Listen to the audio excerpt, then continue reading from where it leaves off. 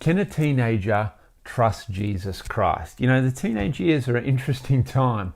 Puberty's happening, bodies are changing, you're noticing guys, you're noticing girls, you're working out who you are, individualizing, you're going through battles with your parents, you're becoming an adult. It's an interesting time. I went through it a long time ago. Most people do. And I'm going to talk to you in this video about teenage years and can you trust Jesus Christ? And if you watch to the end, I'll prove to you that he is trustworthy. Therefore, you can put your trust in him. Before we get into that, hey, if you can subscribe to this YouTube channel, that would help me out a lot. And just press the notification button down below, like or comment on this video as well. I'd love you to put in the comments why you do or maybe why you don't trust Jesus Christ. Tell me a little bit about that. You know, a long time ago when I was a teenager, I went through a massive trauma right in the middle of my teenage years. I was 15 years of age and I was playing cricket. And I was out on a Saturday morning on a cricket field, sun was shining, and there I was coming into bat. And the bowler bowled the ball and the ball came flying at my head, a full toss. It didn't bounce on the ground. I tried to duck the ball and wasn't quite able to get under it. And the cricket ball hit me under my helmet in the back of my head, knocking me out cold. I woke up about 20 minutes later. The ground was covered in spew and I was rushed off to the hospital where I spent a week in hospital.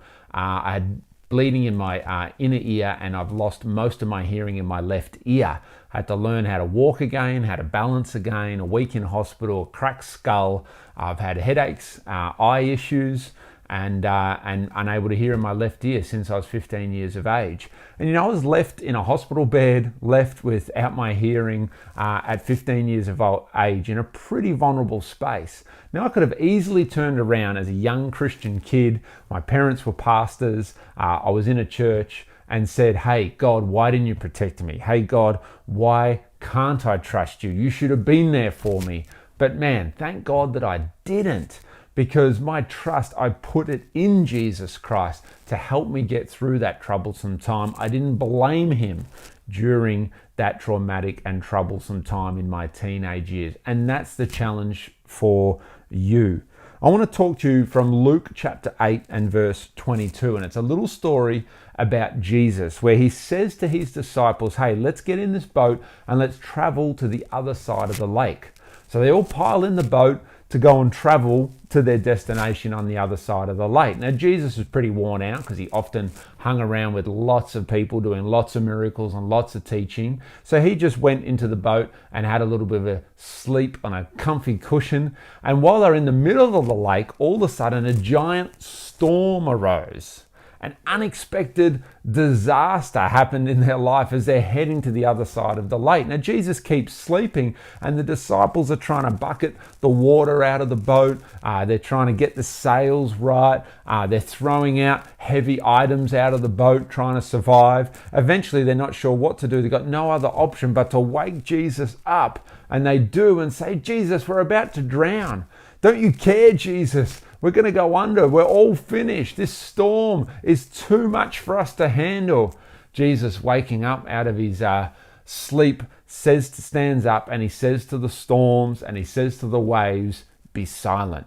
And all the waves and all the storm and all the wind all of a sudden become silent. He turns to his disciples and said, don't you have faith?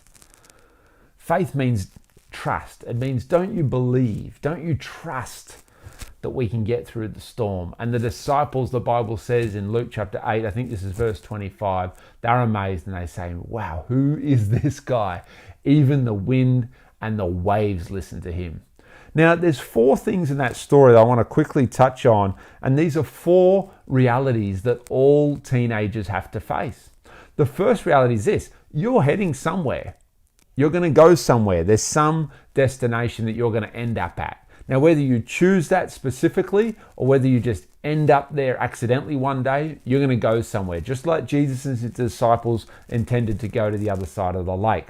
Second reality that is guaranteed more than anything is this: there is going to be storms. When you're trying to get to your destination, to try and be someone, go somewhere, live out your dreams, do some university course, marry some pretty girl, there's going to be a storm that's in the road, and that is guaranteed. And as you get older, you'll understand that even more.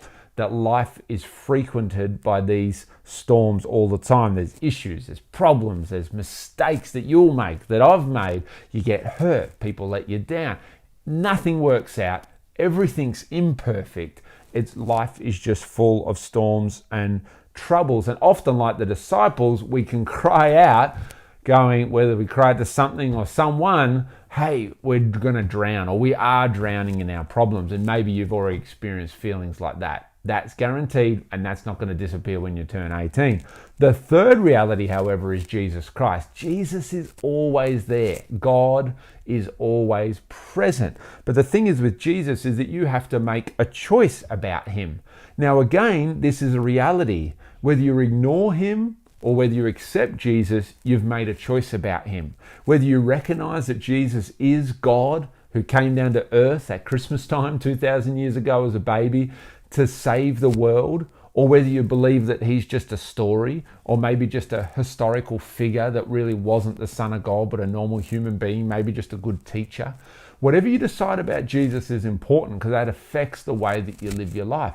But this is the reality. You will have to make a decision about Jesus Christ. I hope your decision is that Jesus, like we hear in the story, is strong, is powerful, commands winds, waves, storms. He is the answer. He is the one that if there's anyone you want to believe in, anyone you want to be friends with, anyone you want to grab onto, it is Jesus Christ. He is the man with a plan in a storm. He knows what to do. He has the know-how. He will give you security. In an imperfect world, he's the only thing that will be perfect. In a world where everyone will let you down at some point, even your best friends, even a girlfriend, a boyfriend, even someone that should be there for you, Jesus will never let you down.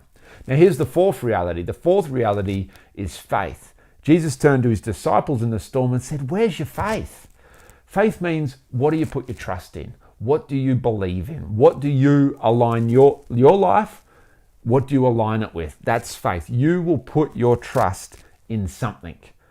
Again, you may think you're not putting it in anything, but whatever you put it in is your decision. Even if you think you're putting it in nothing, that is still something. The test here for you in following Jesus Christ is to put it in Jesus Christ, the only one who can save. No one is faithless. Everyone trusts in something. If it's not God, it's going to be money, it's going to be sex, girlfriends, boyfriends, it's going to be clothes, it's going to be social media, likes or views, it's going to be your parents, it's going to be your identity as a musician, as a sportsman, it's going to be your university course, you're intelligent, you will put your faith in something. No one in this world is faithless. So the question for you, the reality every teenager has to face is, what are you going to put your faith in? Let's finish with this. Can a teenager really trust Jesus? That's the question we start with. I believe that they totally can. You know, some people would say, well, teenagers are still children. They're less than 18 years age. They're too immature to make a choice about Jesus. They don't know stuff about the Bible. They just come to church because they have to. I believe that's a load of BS. A teenager can make a choice about who they put their faith and their trust into. You're not too immature. You're not too young. You're not too distractible. I believe that you can focus and put in your trust in Jesus if you want to. But I wouldn't be trusting in Jesus or anything if it's not trustworthy. See, the true measure of what you put your faith in and what you choose to invest into is that trustworthy? I put my faith in Jesus Christ because he is trustworthy, and any teenager can put their faith in Jesus Christ if you think that he's trustworthy. Jesus Christ is trustworthy because God came to earth as Jesus because he loves you. Only you. Not everyone, but you and everyone else. And he chose to die so that you can have life and so that you can have freedom and overcome the storms forever. That's why Jesus Christ came. How trustworthy is that? He came from heaven, the best place in the universe, down to this crappy earth for you. That's pretty trustworthy. And not did he just come and teach us some good stuff, but he died so you don't have to die, so that you can live and live in freedom. That's a pretty trustworthy guide. That's reliable. Put your faith and your trust in him. As you grow from a teenager and a young person into an adult, guess what? You're still going to have storms. You're still going to have problems. The same storms and the same problems. But guess what? If you put your trust in Jesus, who's always in the boat with you during the storms, it'll be the same Jesus and it's the same outcome. Jesus wins every time. Jesus calms the storm every time. Maybe he calms it in a way you didn't expect. Maybe he speaks to the waves in a way you didn't want him to. But whatever happens, if you trust in him, he'll take you through the storm and you will reach the other side. You will reach your destination. You will fulfill your dreams. You will come to the place that you were meant to come to. The reason you were born will happen. Only Jesus can take you there. A boyfriend won't. A girlfriend won't. An education won't. Your parents won't. Nobody but Jesus Christ. So I want you to stop now. I want you to pray now. I want you to put your faith in Jesus Christ, or back in Jesus Christ, as the only one who can take you through the storms. And I'd love to hear from you below. Tell me in the comments why you do put your trust in Jesus, or maybe why you don't. I'd love to hear.